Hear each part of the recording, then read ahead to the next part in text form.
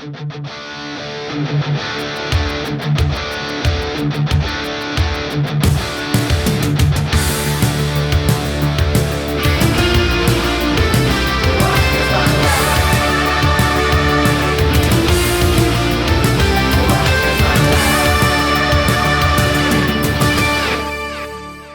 we recording just like you did? Oh, there it is. Yeah, there it is. All right. Okay, guys, welcome to our podcast, Rock is My Life. And with us in the studio today, we have Ryan Roxie. Hello. How you doing? Thanks for having me. And also in the couch to him, we have Philip Crusner. Hello, hello. Nice meeting you. Welcome. And we have a special guest. Again. Danny Hynes. I did actually leave last night. I don't know if that's true. I heard stories. Yeah. Pillow in the couch and, yeah. So, do you want to start with Ryan? Yeah, let's get into it. We want to get to know you and how you sort of got into music to begin with. Wow. Listening to the radio. Back in the day, it wasn't FM radio. It was AM radio. I grew up in the Bay Area, so back then, AM radio did more than today. Basically, is just talk radio, and it's basically just sporting talk or political talk. Back then, it was hit song after hit song after hit song, but disco mixed with rock, mixed with funk, where I grew up in the Bay Area. So, that would be very easy to hear a Cheap Trick song, then a Commodores song. And this is like early 70s? Yeah, this is early 70s. Right. It's because I was born in 1961, Yeah, can you tell? Okay. A lot of good music coming out there. Yeah, I mean, you'd hear such the spectrum of music, like Commodores would be your funk element, and then Aerosmith would come on, you have a rock song, and then the Bee Gees would come on, and it would all blend together. So all that was part of the soundtrack of my growing up. And then it wasn't just radio, it was TV too, because there was a show about a family rock band that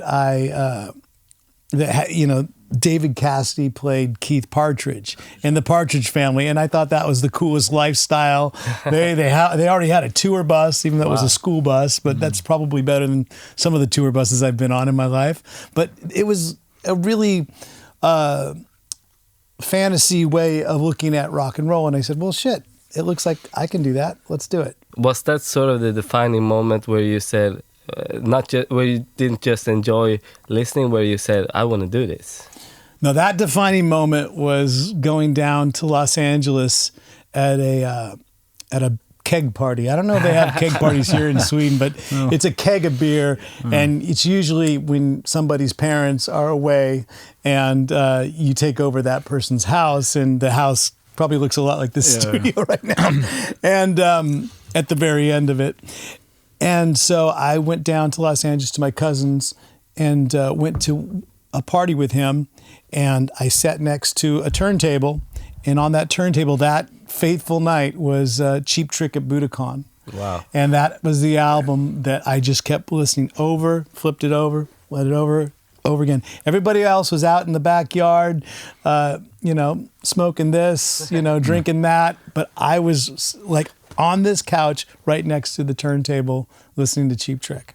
And so when you got home, immediately you started getting on your parents' nerves and getting for them to get you a guitar? I had a guitar at that point, but that was the moment where I said, I'm going to do this, hell or high water. This is what's going to happen. I'm going to become those posters on my wall. Yeah. And you did. I tried my best. I'm still trying, Well, you guys have become posters on your wall in a sense. Look at that. Yeah, we did them ourselves. So your first guitar, was it like hard-earned money, or did your parents help you with that kind of thing? Or first guitar, I had very cool parents, and sort of they told Santa Claus exactly the right model and stuff. Yeah, it was brand. Because I actually was really thankful that they got me a proper tool. It was, because you look at guitars and drums and basses, all these things are tools to your trade. And if you're taking it seriously, get a serious instrument. And my first guitar was a Fender Stratocaster. Wow. Oh, really? That's a good start. It was that creamish Jimi Hendrix off-white cream with it had a silver bullet truss rod neck, the little truss rod there. Yeah. Had a lot of people make this big deal of it. Was it pre-CBS? And I don't know about that. Guitar. It just had a really cool logo, and it was a Stratocaster. But do you still have it? No, that was sort of the one that got away, because I was wondering why my guitar didn't sound as heavy and thick as the records I was listening to. So I made that amazing trade. Oh, here we go. Yeah, like I think I traded it straight across. And at that time, I was happy with the trade, but it was an Ibanez Destroyer, which is basically a Gibson Explorer, but it was candy apple red Ibanez Explorer. The Paul Stanley model. But it was, that was an Iceman. Right. But the Destroyer came in ice blue, and it came in candy apple red. I got the candy apple red, but the biggest thing was it had a humbucker pickup. So now when I plugged into my amp, I sounded a little bit closer to my record. So now you were in like seventh heaven. Philip, you were born in 1989. Correct. Yeah. And during... Ryan, you here? 89. He doesn't have to do that. He doesn't have to put his hand over. Articulates. What was your defining moment? That was when I had my first album out, when this kid was born. Oh, my I was just going to say. He played great, though, today. New Year's Eve, is that correct? Yeah, that is correct. New Year's Eve. So it was quite a different time when you grew up. Yeah, I missed all the fun, 80s. Wait, you were born on New Year's Eve? Yeah, 89. Usually people are conceived on New Year's Eve. I know, but yeah, I don't know. For a lot of musicians in my age, we all look back and we really wanted to live through the 80s and all the stories we hear. That's why us guys are here to tell you those stories. Yeah, there you go. Exactly. The ones we remember. Yeah. Yes. So I think we're all a little bit sad that we're only around 30 or 40 years old. But what was your defining moment then to get into music? One moment, me and my brother, who's also a musician, we went to a Metallica concert, Ullevi in Gothenburg. Cool. Right. And this was what year? 2001 maybe. Right. Yeah. So With it isn't opening? that a long time ago. Was that the Saint Anger tour with Slipknot Yeah, I think opening? so. Yeah, I think so. Right. I didn't get that though. But neither. Metallica was for me. I don't know. When I saw Lars just standing on stage, screaming at the audience, it's like, this is what I want to do. And what's funny for me growing up in the Bay Area, and the time I grew up, Metallica was a local band. Yeah. I would see them, at the old Waldorf. I would actually play the same club that they would play, a place called The Stage in Danville, small, little club. But that's the whole thing, is that, that local band became the band that inspired you to play music and be in the band that you're in right now. So it's cool to see that happen and be part of it. But when they were coming up and playing clubs, and you were playing as well, you didn't play within the same genre. Did you have a trash band? No. They played the same club. They were a bit heavier, but I'll tell you one band that I did open up for, because I was in a band called Fair Warning. Yeah. So you can guess who my guitar hero was growing up. Yeah, Eddie. It was Eddie Van Halen for sure. So I had a band called Fair Warning, and we would open up for another band called The Squares at the same club I'm talking about in Danville, called The Stage. And in The Squares was, if you could imagine Van Halen and the Police melding together, the perfect blend of pop and rock. And there was a guitar player that he wasn't known then, little known, but working his way up, a guy named Joe Satriani.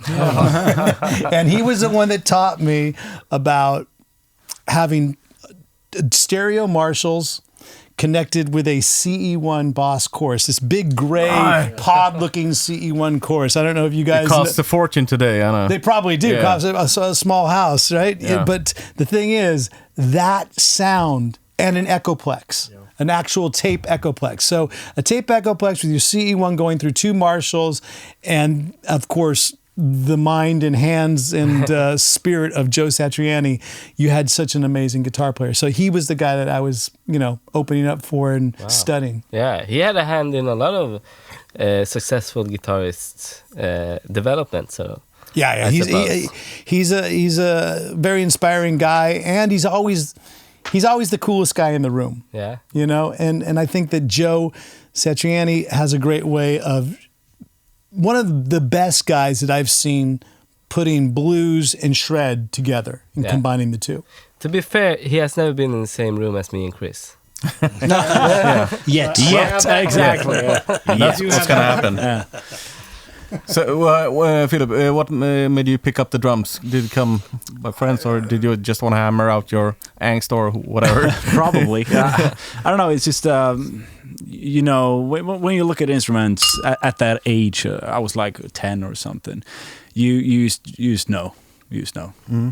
I remember I've always been a huge fan of like catalogs, going through catalogs of drums and cymbals and nerdy stuff. And it was like a poster in this catalog of like a double bass kit, chrome. And, those old pair 64 lights going on. It's like, okay, this is it. This is it. So, So when did you start actually playing?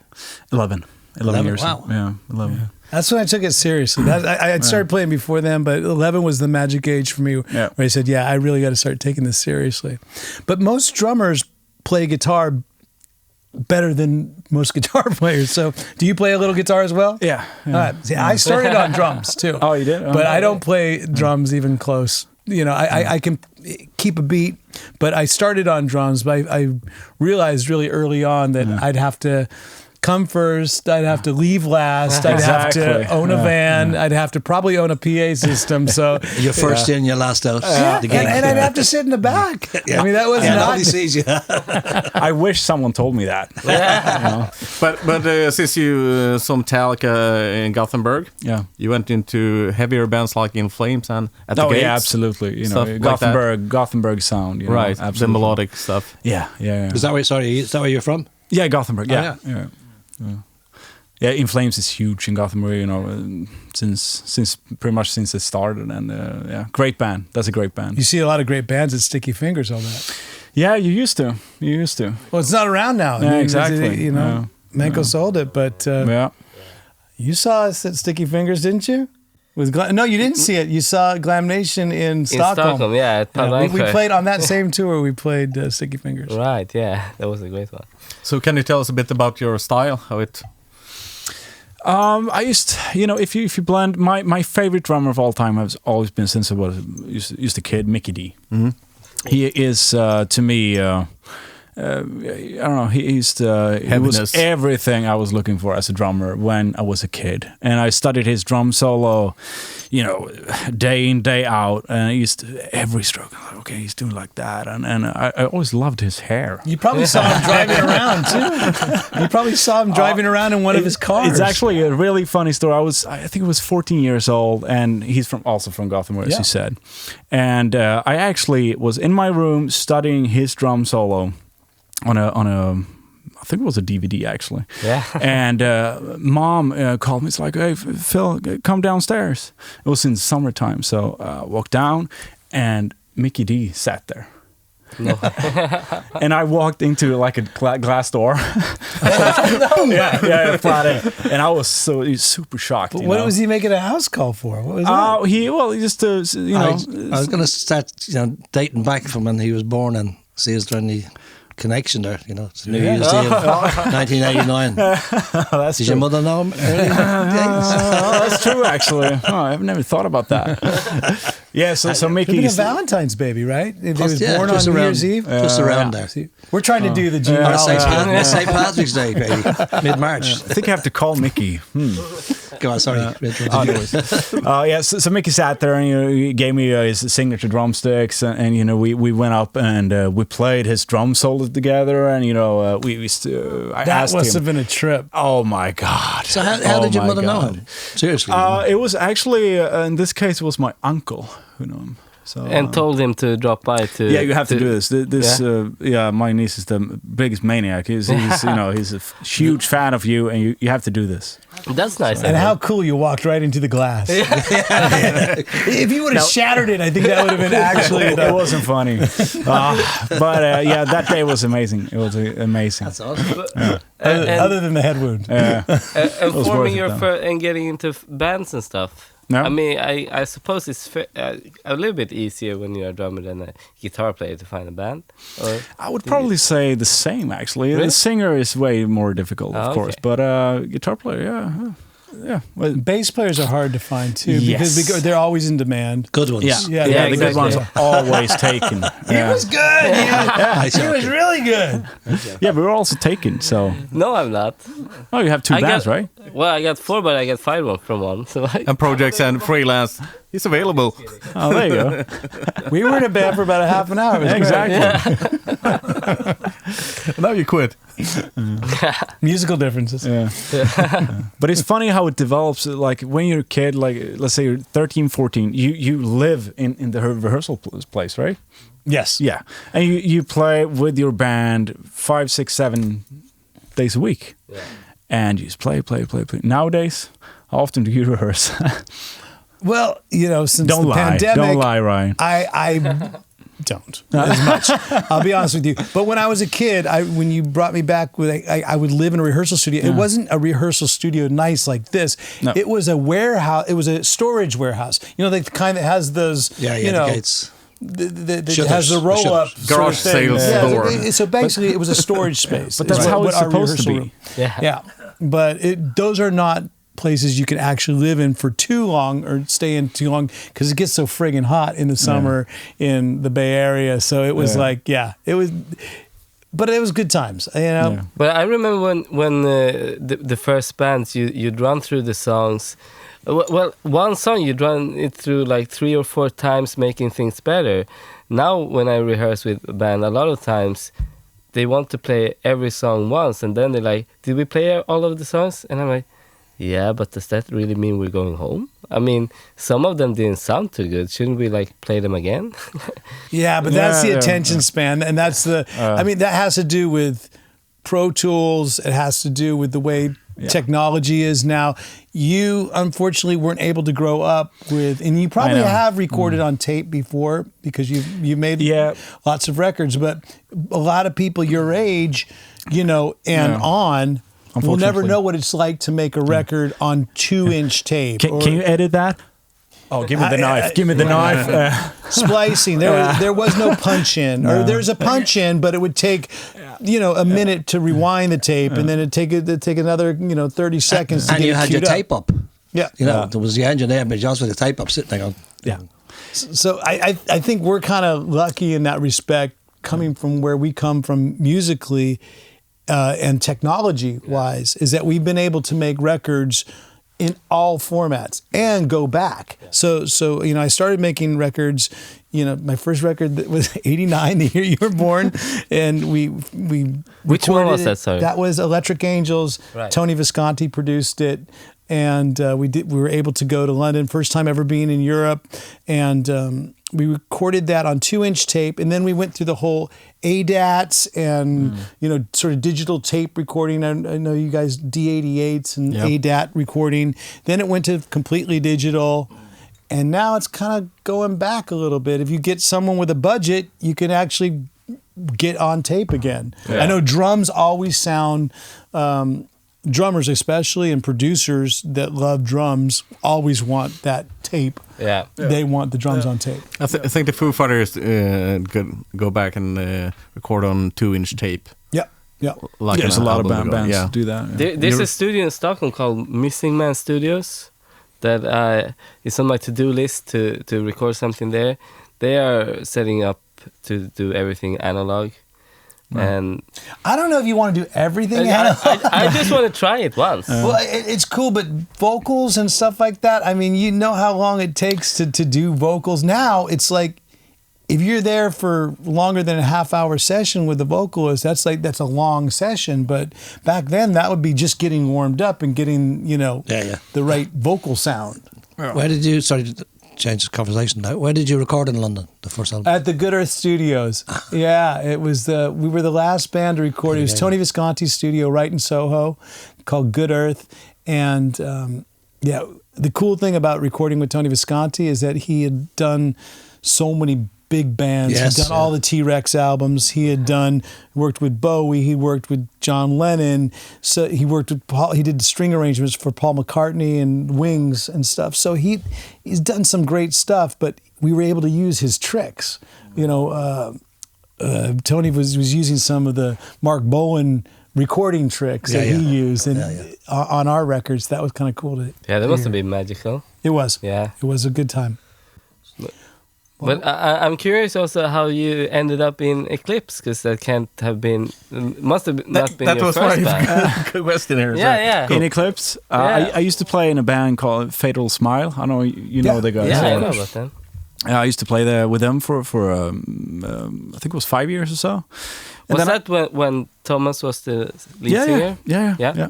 And then I left the band, and the whole band shattered after that, unfortunately. But I love the guys. I talk to them all the time. So super nice guys, funny guys. And after that, I took like 6 months off or something like that, and I know back then Magnus Olstad played bass in Eclipse. Yeah. Oh. And he gave me a call, and it's like, do you want to do this maybe? And I think I heard a song or two. It's like, and I was kind of, oh, Jesus, do I really want to do this again? So my question to them was like, what is your this was your cup of tea in the music sense? Oh yeah, absolutely. Yeah, absolutely. So I asked him like, oh, okay, how was it with the booze? Do you drink a lot, or what's the deal in this band? Like, oh no, we like beer, but we drink a couple of beers. All right, okay. So why was that your question? It was a lot of booze in my other band. A lot of party and stuff, and we had a couple of meltdowns. The booze was more important than the music. Sometimes, sometimes. I get that. But to speed it up, we went. I got with them. We played in my studio, and it was like, this was a lot of fun, and it sounded great. So let's do it. It was just before Eclipse entered the Melodifestivalen. Yeah, the Swedish Eurovision. Yeah, and the former drummer was Robban Beck at the time. Robban, yeah.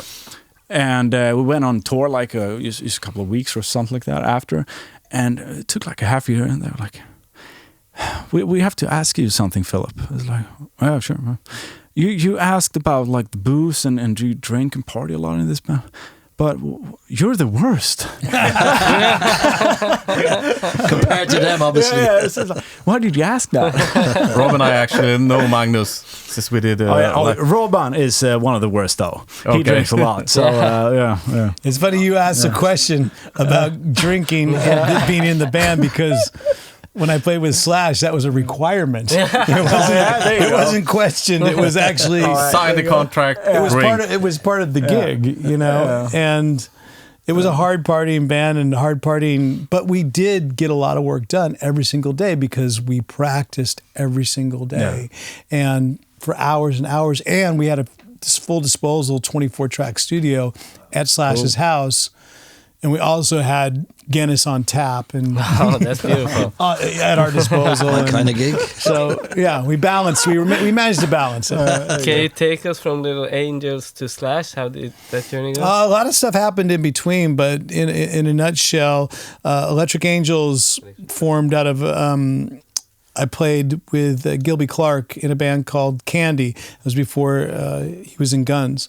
And then that band split up into two bands, which was Kill for Thrills and Electric Angels. And Electric Angels, we learned a lot, got our first record deal, lost our first record deal, went from, toured in a van and a U-Haul all across the U.S. a couple times with bands like Danger, bands like Hurricane. Wow. And then I relocated to L.A. After that, sort of imploded, and got back together with Gilby and did his solo stuff. Right. And then he had an album out called Pawn Shop Guitars, and Gilby gave me my first taste of what real touring was like.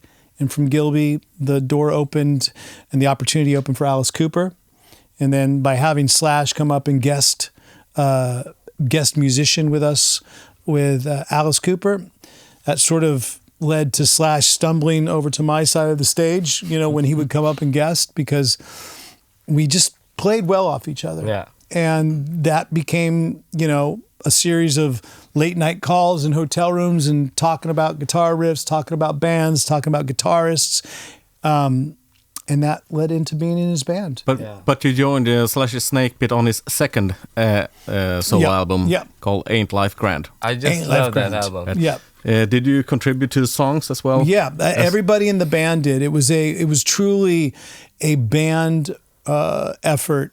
In fact, it ended up being that way, and I wouldn't say we battled over it, but it was definitely I stood up for everybody and said, look, everybody contributes to this project. We're all splitting it 20%, and then that's the way it is. And it was like the first Guns record.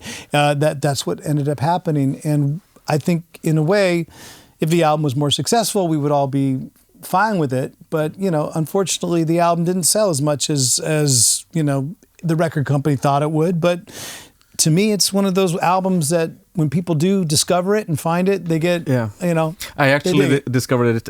I can't remember, but I was on your gig in Stockholm, 2001. I can't remember if you were on stage.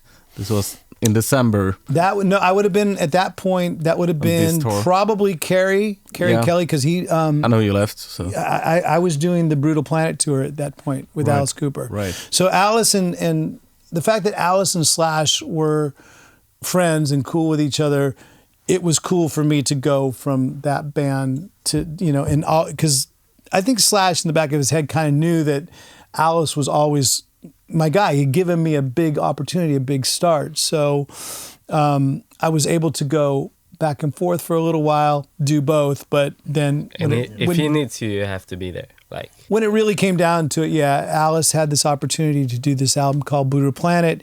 It was a different departure for Alice Cooper, much more industrial, a lot of detuning, a lot of more, just a heavier sound for Alice, and came around at a good time for me, because I had spent the last couple of years playing heavier music with Slash and all the guys in Slash's band. And that album has been like the one to go album for me for all those years. I love it too. Ain't Life Grand. It's a great album. I appreciate from top it, man. to bottom. I really love it. Usually people discover it. Usually they discover it in the bargain bin.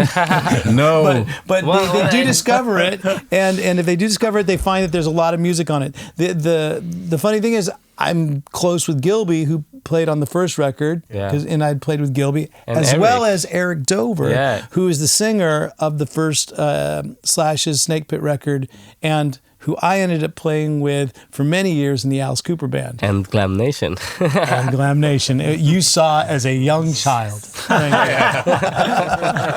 But I'm curious also if you have you, when was the last time you spoke with Rod Jackson? Oh, I spoke to Rod a couple months ago. Really? Yeah. He was, he's putting his own project together. Yeah. And at that time, I was putting together a song. I did a version of Johnny Thunder's "You Can't Put Your Arms Around a Memory." Right. And I invited a lot of people that have been on my podcast to be part of it. Connie Bloom was one of them as well. And there was a bunch of people that contributed, but I wanted Rod's voice on there as well. Yeah. And he came in and sang it. And to me, he's one of those singers that after you hear the Slash album, he should be really high in demand. Like, you'd think he'd show up on more albums because of the voice. I mean, it's amazing. He's got that voice. Yeah, he's truly, truly a talented voice. We're all tortured souls in rock and roll, and some of us. I miss him. Yeah. Well, you know what, Rod? You know what? His new project sounds really, really promising. Oh, cool. And I hope that I can visit him when we tour out in California. Because that's what sort of made that album so special, I thought. Because there's good songs, but then it elevates further by having a brilliant vocalist. I mean, you got all the ingredients. I appreciate you saying that, and I know Rod would appreciate it too. Yeah. That band worked really hard on that album. You know, when you were just talking that story about how bands today would run a song once. Yeah. Well, no, we would run that we would run one song a week. Yeah. You know, it would take almost 3 or 4 days until it was ready to demo up, and then even after it was demoed, then we'd break it down, and the whole album over the course of its entirety was recorded 3 different times, and every time we felt it got a little bit better, a little bit better. The only thing I can think when you say that is that sounds expensive. Oh, it was expensive. Yeah, it was expensive. I wouldn't have afforded that. But the thing is, you released it on, I don't know, how do you pronounce it? Koch Records. Koch. Yeah, We Koch. can say I Koch. would say Yeah. Koch. maybe you call the... We kind of ended up getting the end of that stick as well. They had some stiff competition. No, but that became later. You have to understand that most of German. Koch. But most of that album and most of that pre-production, you have to understand, Slash was still on the GNR label, Geffen. Right. And so was Axl at that time, and so was Duff, I believe, at the time. So was a lot. Those members were still signed to that. So a lot of that, like you're talking about that big price tag, that was still being footed by Geffen. Yeah, well, Guns hadn't started playing without Slash yet, right? That was in the 2000s when he started. Yeah, that was when. That's when Axl was still working on the Opus. Yeah. That was a decade. Chinese thing. But but with Eclipse, like, you must have a quite difficult time getting rehearsals because you all live in like different places. Yeah, we all live in different cities. Yeah. Me and Magnus, the guitar player, lives in Stockholm, and Eric lives in Solleran, Dalarna. Yeah. And Victor, my brother, lives in Gothenburg. Yeah. So we usually rehearse in the hotel room before the show. I was going to say, you rehearse indoor shopping? About Eclipse, you joined Eclipse around 2015? Yes. Yes. And you made Armageddonize? No, I got with the band after that. After the recording that, okay. And then Monumentum, yeah, right? Yeah. And that was the first one. And you released Wired a while ago. Yeah, and then we had Paradigm before that. Yeah. Do you write anything for those albums? No, actually, it's regarding Eclipse and songwriting. To me, it's like, if it ain't broken, don't fix it. And it's sort of Eric's vehicle with the writing? Kind of, yeah. Oh, yeah. Magnus writes a lot too, but Victor writes some stuff too. It's just been... I've always had a lot on my plate, and I really don't think I'm needed there. I don't know if it actually would gain from it. I don't know. They need a drummer from you, basically. Hopefully. Yeah. Hopefully. But what other projects do you have? I know you have a studio, and you record a bunch of artists. Yeah, I have my studio where I work. Then I have a side project. I'm one of those guys. I really want to stick to one band. Okay. I don't know. For me, it makes sense. Is it a recording studio? Yes. Yeah. Recording. Yeah. Recording. Well, you cheated tonight then. Yeah. That's true. Well, that's sort of what we want to get with the podcast, like really like a unique lineup. Like it might never, it probably won't happen again. Just you never know. Specific lineup. Yeah, you never. I'd love to, but we know the songs now. Yeah, exactly. At least 2. I do it again, but 2 songs. If we played them backwards, that's 4. Yeah, that's true. And if you spend a couple of hours in the hotel room before the gig, maybe 8. At the very least, almost a set. That's a set. Well, at the very least, it's a lineup that didn't exist before. you put in a drum solo. That's a set. Yeah. You're done. Sorted. But you also released a live DVD. Yeah, we did. Right before COVID came along and made us all happy. We did a show in, I think it was 2019 in Gothenburg. In But that's sort of brilliant, and people could have your show at home and watch anytime. Yeah, and that was just, we were just lucky. We actually, do you want to record this? Yeah, sure, let's go. And then COVID came, so it was kind of. And you also released it on the vinyl in different colors, really beautiful vinyl. Yeah, we usually do that. And can you give me a copy? Yeah, of course. I think they're all gone, but very discreet. Very discreet. He was waiting. This whole we were invited onto this podcast so could he get that record? Get some freebies. Where's my phone's springs? working. Yeah. His phone's working. That's an amazing battery, I must say. But you do have another band, don't you? I have a side project Oh, that's that's called what Empress. That's actually not a band, it's a side project. yeah, correct. I started that after I quit Fatal Smile and before I joined. Oh, okay. Empress, you should call it Mistress. Oh, there you go. Yeah, Yeah. because that's a good, There you go. New band. no, but talk about Empress. No, I'm it's just a curious. side project that we started in the between time. Yeah. And we did a couple of songs, and none of us has touched it for 5 years. And then we got a deal from Frontiers Records, like, should we do this? We haven't even listened to the tracks for 5 years. Yeah, we want 87 albums out of you. For I was like, oh Jesus Christ! No, I have way too much to do. No, And don't work sorry. for anyone ever again. Exactly. So, And we need 3 Eclipse albums for next year. yeah, So yeah. keep busy. They have I- so many bands, don't they? Well, now Frontiers. They do Lucky have they a signed to Frontiers. lot of bands. Yeah, they do. Just now. We won't be getting signed to Frontiers now You can that sign we to just Cock Records. Are they still around? Cock and Balls Records. Are they up for it? Koch. Speaking of potato chips, you also released your own beer. Yeah, we did. you tell us Eclipse about it? Wired beer. It's a good beer. I actually, I was planning on bringing it today, but I thought you was going to say, "Can I have one?" actually, I was planning on giving you, but I was out. I didn't have any beers. Because you drink so much. Yeah. As your band. You're the worst in He's the the band. worst in Eclipse. All right, but it's a good beer though. You should try it. But how did it come about? Did you? It was actually Like a brewery. Jesper who's doing the Riff beer with Okay. Dregen. He contacted us and it's like, yeah, you guys want to do a beer? And all of a sudden we had a beer, pretty much. The Velvet Insane guy to get it, right? Yeah, that's To get right. the That's right. band name out Correct, there, I suppose. Yeah. Yeah, so he did a great job with that. Thanks, Jesper. Now, And did you you played guys on this. actually? Were able to test it? Oh and yeah, do- Eric and Magnus, but in this case, Eric is a huge beer fan and picky, really picky. Is it a Pilsner lager? It is IPA. It is lager. Okay. That's what I say when people say I drink too much. I'm a beer fan. I'm a huge beer fan. Exactly.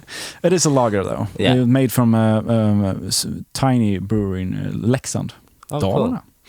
And Eric had a. Oh, you must huge, like that. It's Dalarna. It's local. It's good for him. Good. Exactly.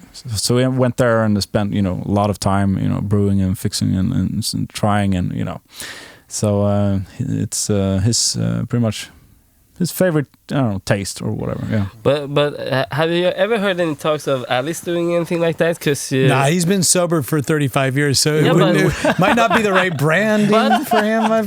to be fair, there's an Ozzy Osbourne gin. I understand that. I understand that. Maybe you could do condoms or something and put them on the cock label.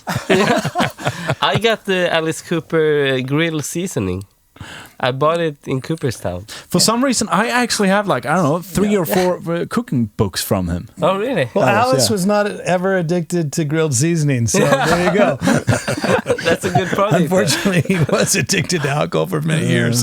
So I think if that's the funny thing. It's like he's like, if you wanted his own beer, he's like, That'd be didn't I weird. have Budweiser for 20 years? Was like basically it was always in his hand. So but I've only known Alice sober, so I've only played with him sober. I've been lucky enough to play with the original band. We've done some shows Right, together. yeah, I can imagine the circus it must have been when everybody was like, when the circus would come to town, everybody was going, full throttle. Yeah. I can imagine it would be pretty crazy. So in so many ways, I'm happy that I've been able to work with Alice for so many years with his work ethic. And he still had even when he was drinking and partying, he was definitely always had this strong work ethic. Yeah. I don't think he ever stopped touring. In fact, maybe that's back in the old days is what fueled a lot of it.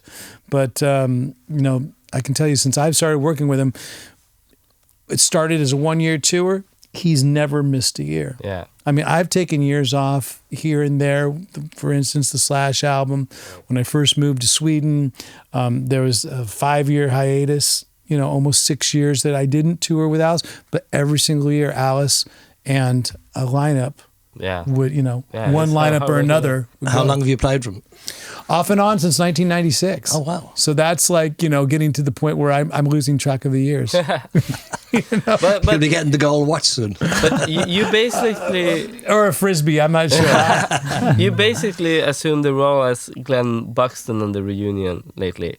It was all the guys and you, right? Yeah. And you did one small show, small but fairly short set, like 6 songs that was on a live stream. When we did the UK tour, the original Alice band would come on for the last 6 songs, and then everybody would join in for School's Out, because that's a good sort of last song that Alice does in every show. Yeah. But to fill that role, unfortunately Glenn passed away a lot because of alcohol, demons, and those types of things, and to play that role for him, play those parts, I kind of look at it like, I was definitely filling in for a great guitar player, but I also had the best seat in the house to watch one of the greatest bands play, because watching those guys work together and play together, all of a sudden the songs that we had been playing for years, and I've been playing with many different lineups, and of course, it sounds like Alice Cooper when he sings the big hits, of course. But when he plays them with those particular musicians that they recorded in the studio with, it's like, that's the Alice Cooper band. Yeah, that's a band. Different perspective, right? Yeah. So it was really cool to be able to have that best seat of the house. Yeah, privilege sit as back well. and watch all those guys. Like when Michael Bruce plays a riff, it's no one else but Michael Bruce can play it. And when you grew up discovering all these bands in the 70s, where was Alice in that? Was he one of the bands that caught you? Or? Alice was not in my reality and wasn't in my sort of spectrum until I moved to Los Angeles.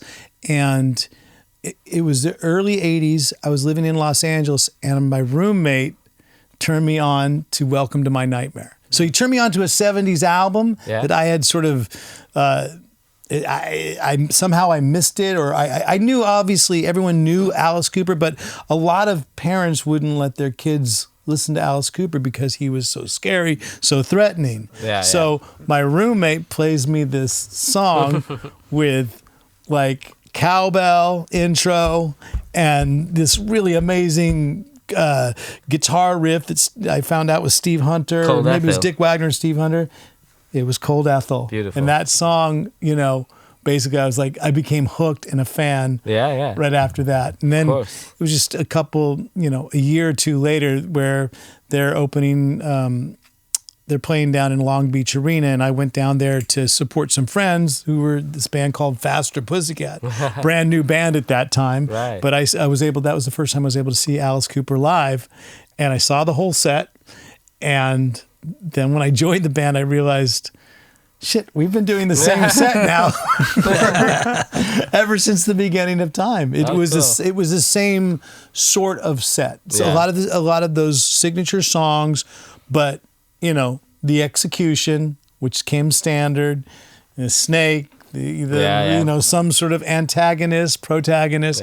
It was the Alice Cooper show. And I think it's one of those things, like whether it's the Grand Canyon or Niagara Falls, or the Darlana horse. Oh, you have to see it once in your life to check it out. And an audience expect that as well, to see the whole show now. There's no point in him just going on and doing the songs. They want the spectacle. Well, they need to see it now. It's almost like going to the Rocky Horror Picture Show. You come there with your props and your tools and stuff like that. And I know some people are asking questions about the Darlin and a horse. So tell them.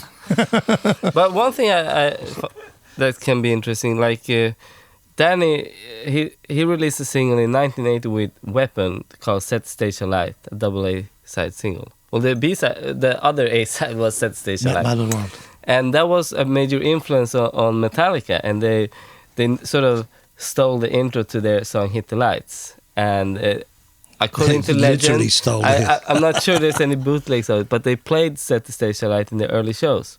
So when was the first time you saw Metallica? And did you see them when they only did like covers in the early years, or was it on the first album? I didn't see Metallica. I guess in the Los Angeles era, like Long Beach Arena. Okay, so when they had the first album out at that point. Yeah. All right, cool. But they were doing a lot of new wave of British heavy metal covers. Yeah, well, sometimes like they Diamond played Head just a Diamond Head set, I think. Yeah. Actually, didn't tell I'm anyone. wrong. You're right. At the old Waldorf in San Francisco, I would see them, and they did play a set of that. New wave. New wave of British heavy metal. Yeah, new wave of British apparently they heavy used to open with Set the Stage Alight, and they literally took the drumming beginning as big. That's the longest acronym ever. New wave of British heavy metal. It's like usually aren't acronyms supposed to be like short so you can remember them? New wub. Some people. Yeah, Barry said like a word. New wub. New wub. I never got that. I prefer the whole new wave. Well, could we move on to a question here? Yeah. If you want. On the last Wired album, you have this.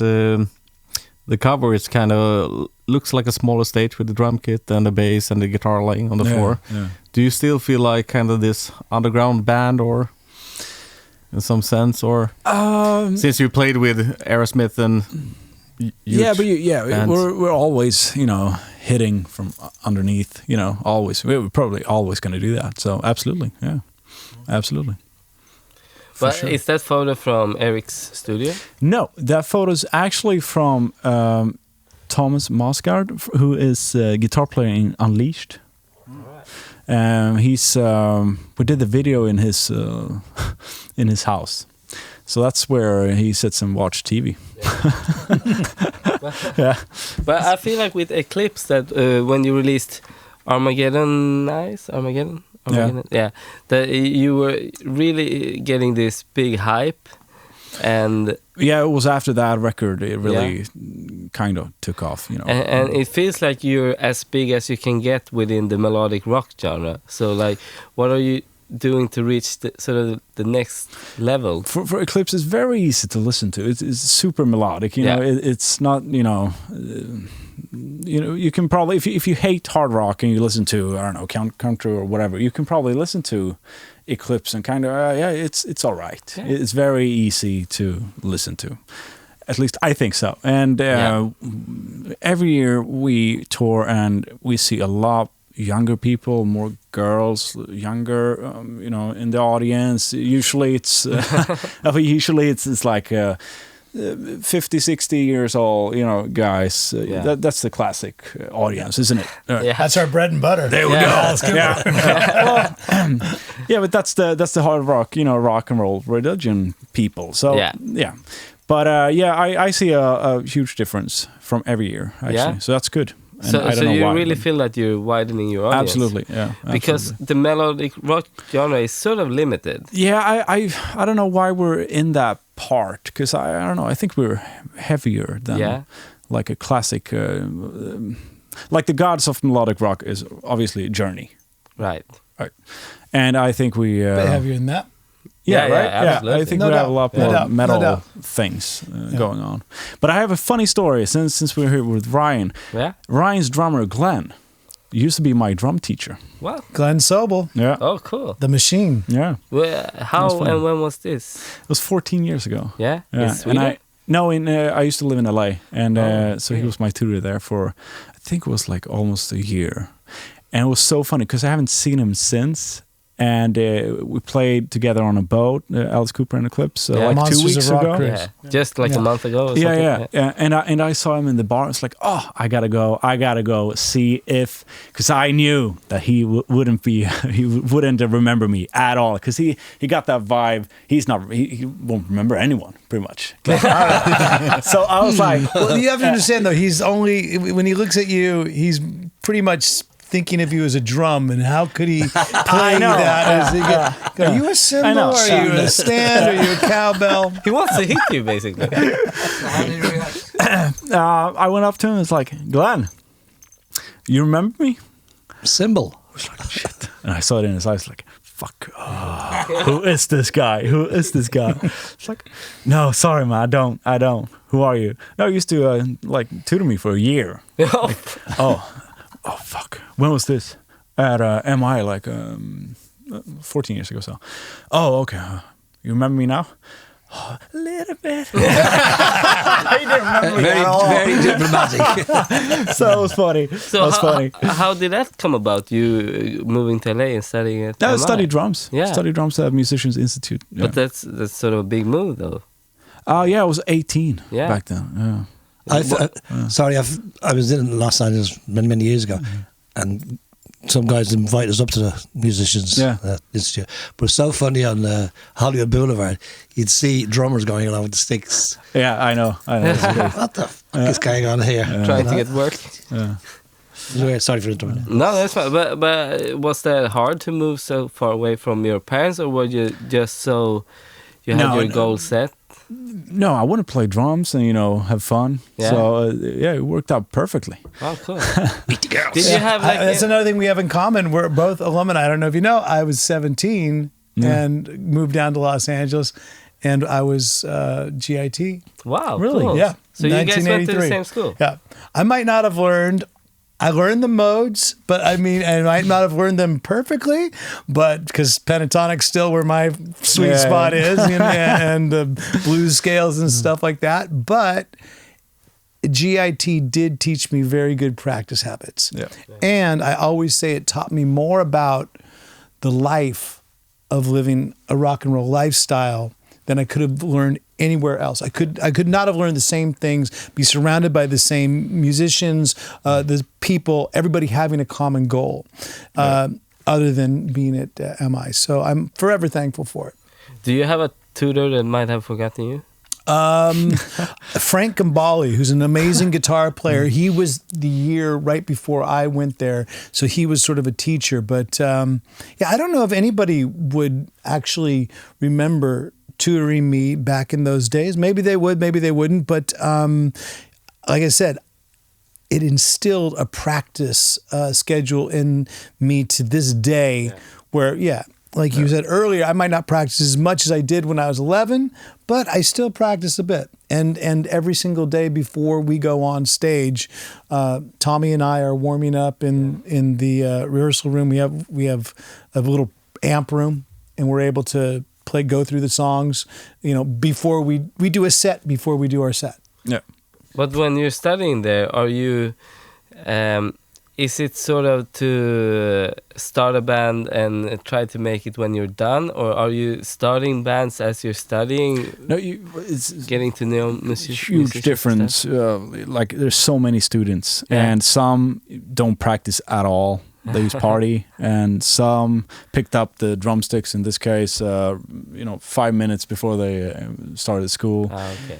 But walk down the street. Yeah. Those guys that walk down the street. Yeah, a lot of bands came out of my class. I know that a lot of guitar players that became, big bands came out of that. Racer X, they were all students. Yeah, Paul Gilbert. Paul Gilbert, right after. Maybe a year or two after I graduated, but I was still living right around that area of. Have you done any clinics there after? No, I've never done any clinics there. I've done a bunch of clinics all over. But you should do there, because that's one of the main things. Like all the usual, like older students, they come back and do clinics. Right. So it's like a bunch of them. You should probably do it. So there you go. Yeah. So when you're getting older, you're gonna go there. Oh yeah, you never know. You never know. But to Glenn's excuse or whatever, he had a lot of students. Right. So speaking of touring these days, how do you guys feel about that? Have you Question missed for it? both of you. I'm going out very soon with Alice, and we'll be on tour with Ace Frehley, Buck Cherry, The Cult, I saw. Cool. Scorpions, I saw some shows with them as well. So, I mean, knock on wood that we can continue to tour like the way we have these last couple cycles. We've done one at the end of last year, and we just finished up one recently. We tour under a strict COVID bubble. Yeah. So we're getting tested every single day. Hopefully at some point, all that stuff we can leave behind. But for now, it's still important for us to get from the beginning of a tour to the end of the tour, first show to the end show. And we're one of the few bands that have been able to have zero delays. So I think it has a little bit of diligence with everybody in the band and crew realizing that, hey, our singer is, he's the guy. He's the, anybody else maybe can, not get sick and then not do the show, be in isolation, quarantine. But there's one guy that we cannot do the show without. Exactly. So we're all very, sense. very conscious of that. Yeah. The same for you. How do you feel about touring, leaving home and being away for 3 months or 4, whatever? We canceled so many tours during this COVID. So right now it's just if we go on tour, I'm happy, but still I have like a home, a 3-month-old baby. So it's like, it hurt. My heart bleeds to leave, But of course it's going to be fun whenever. Is that your first time? Yeah. So it's a huge difference. When you get about 2, you'll want to go on tour. Terrible 2s, a terrible 3s, terrible 4s. Can I just say about Buck Cherry that it took me 10 years to realize that it's Chuck Berry and they moved the letters around? Congratulations. There you go. Did you guys know that? But you play bass, right? Yeah, I did. Did you? End of conversation. Can you describe? But there's somebody watching this right now that goes, holy shit! I just Thank you so much. And then we have like a bunch of keyboard players. I still don't get it. Yeah, exactly. What's it talking? Do you guys get like? Can you tell us about the backstage before a set? Do you have like rituals? How does it look? Well, he's practicing with Glenn. No, not Glenn. Tommy sorry. Henriksen. We have an amp room. There's jams before we go on. Do you have drums there as well? There is no. Glenn does have a kit, a couple pads, but Glenn pretty much drums. Again, he'll drum on you if he thinks of you're like a drum. My kid is like that. He drums all the time. We actually. Nobody should tell Glenn this, but. Hope he's not watching. We purposefully have our rooms when we check into a hotel. We have our rooms spaced out from his. It's like he's separate from where everybody else stays because he practices drums all hours of the night. Oh, So it's kind of been one of those unwritten things where each of us went to the tour manager, I think at separate times, and said, Glenn "Hey, can you wherever Glenn's at, can you put my room away?" So now it's just he's usually on a different floor. So if you want to know where Glenn is, just stick your head next to the next to the wall. A lot of drummers do that. Do you do that? I think I'm better than the rest of them. I don't think I play the table Drives that me much. fucking I don't mad. know, Oh wait, maybe. that just reminded me backstage at Alice. That's it. Yeah.